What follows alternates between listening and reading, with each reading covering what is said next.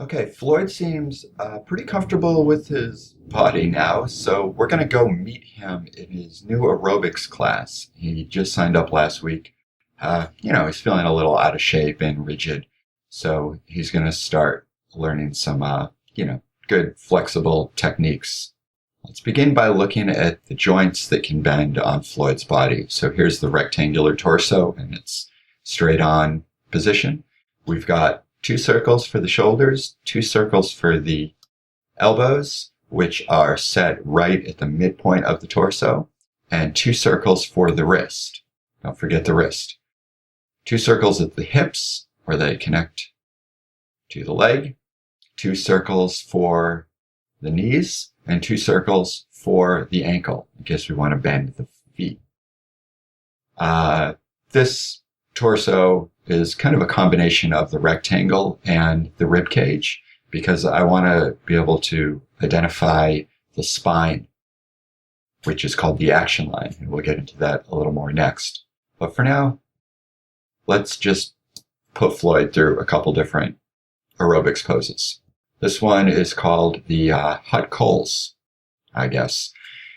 We're going to bend the torso and we're going to put the arms up. The hardest part of this, and why it's good to represent the joints with a circle, is keeping the proportions of the arm the same now that you're moving them along. There's going to be a tendency to shorten limbs, so always go longer than you think. Longer limbs, exaggerated form, is a better rule of thumb than shortening with cartooning because you have more opportunity for gesture if your limbs are longer. So Floyd is shifting his hips and he's balancing on one leg. A little tip to keep in mind when you're drawing exaggerated poses is the head should be positioned over the ankle that's planted on the ground, or the foot that's planted on the ground.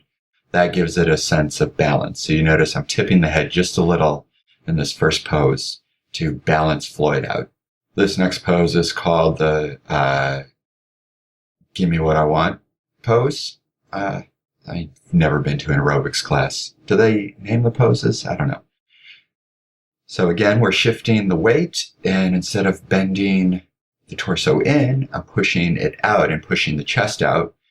And that pose instantly made me feel that I should put the arm forward and then plant the other wrist on the hips. I'm not too fond of this leg, so you'll see I've redrawn it. I'm going to balance his floating foot there on the toe, just to, it just looks better. Creates a nice little negative shape there in between the two legs.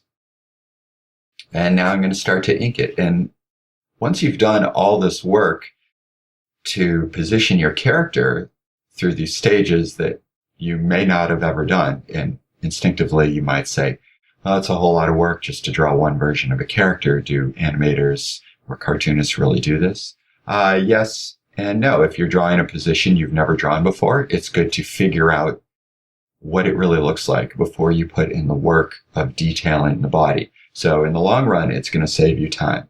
Once you start to move through poses that you're comfortable drawing, you don't have to go through all those stages. But you'll notice as I ink here, I've got a lot more flexibility, and I'm comfortable with the position of the body, so I can have more fun with the inking lines, and they can feel softer and have a more flowing feel to them.